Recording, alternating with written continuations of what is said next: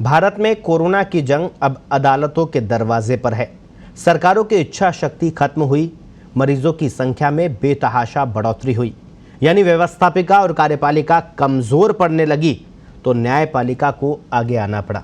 Corona से जंग में शीर्ष अदालत के साथ साथ अलग अलग राज्यों के हाईकोर्ट सरकारों से एक्शन प्लान मांग रहे हैं, लेकिन अब तक हाथ पर हाथ धरे बैठी सरकारें जवाब देने में असमर्थ नजर आ रही है। आखिर कैसे, देखिए इस रिपोर्ट में।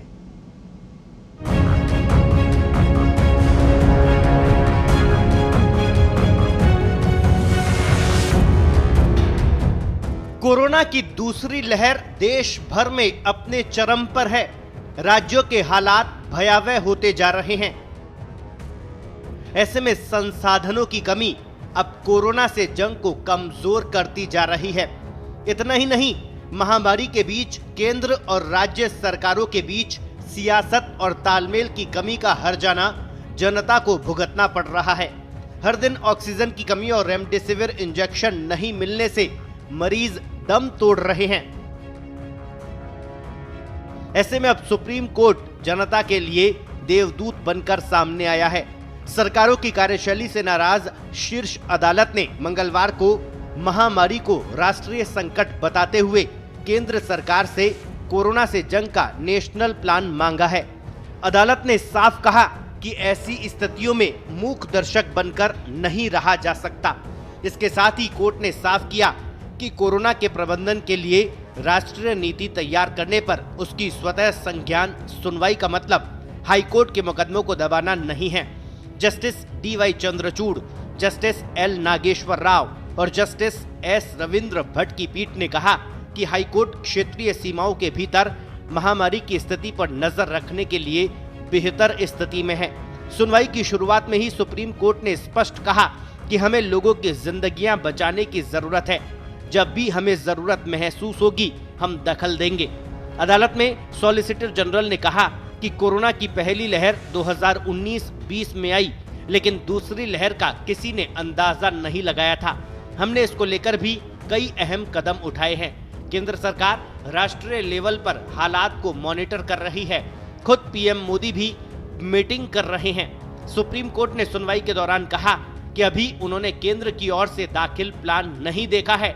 उम्मीद है राज्यों से भी इसका फायदा होगा। हम इसे देखेंगे। सुप्रीम कोर्ट अब इस मामले पर 30 अप्रैल को सुनवाई करेगी। सुनवाई के दौरान शीर्ष अदालत ने सरकार से सवाल दागे। अदालत ने पूछा, वैक्सीन के अलग अलग दामों पर केंद्र क्या कर रहा है? अगर अभी भी स्थिति नेशनल इमरजेंसी नहीं है तो क्या है? मेडिकल सुविधाओं और जरूरी दवाओं को लेकर क्या कदम उठाए गए? सेना, रेलवे के डॉक्टर्स केंद्र के अंतर्गत आते हैं। ऐसे में क्या इन्हें क्वारंटीन, वैक्सीनेशन और अन्य इस्तेमाल में लाया जा सकता है? इस पर क्या नेशनल प्लान है? क्या वैक्सीनेशन ही मुख्य विकल्प है? उधर देश की राजधानी दिल्ली में ऑक्सीजन संकट को लेकर दिल्ली हाईकोर्ट सख्त नजर आया। केजरीवाल सरकार को फटकार लगाते हुए अदालत ने कहा कि ये समय लोगों के गिद्ध की तरह बर्ताव करने का नहीं है। कालाबाजारी करने वालों को जेल में डालो। अगर कोरोना से जंग में दिल्ली सरकार कमजोर पड़ रही है तो केंद्र को जिम्मेदारी दे दे। कोर्ट ने ऑक्सीजन की कालाबाजारी की खबरों पर कहा कि उसका सिस्टम किसी काम का नहीं है। ये पूरी तरह से फेल नजर आता है। कैसे लोग इस वक्त पर भी जरूरी दवाइयों की जमाखोरी कर पा रहे हैं? रेमडेसिविर की कमी पर कोर्ट ने केंद्र सरकार से भी सवाल किए। कोर्ट का गुस्सा सुनवाई में आए एक सप्लायर पर भी फूटा और बेहद सख्त लफ्जों में नसीहत देते हुए कहा कि ये वक्त गिद्ध बनने का नहीं है। अदालतों के दखल के बाद माना जा रहा है कि सरकारों को कोरोना से जंग में अब समन्वय के साथ काम करना होगा। देश में बीमारी की दूसरी लहर चरम पर है। हर दिन 3 लाख से ज्यादा मरीज सामने आ रहे हैं और 2,500 से ज्यादा लोग इस बीमारी से जान गंवा रहे हैं। इतना ही नहीं, सरकारी लापरवाही के कारण पैदा हुई अव्यवस्थाओं के कारण भी बीमारों की मौत हो रही है। ऐसे में जरूरत है कोरोना से जंग में सरकारों का साथ देने की। जरूरत है सरकारों को समन्वय और मजबूत इच्छा शक्ति दिखाने की। तभी इस महामारी से जनजीवन को बचाया जा सकता है।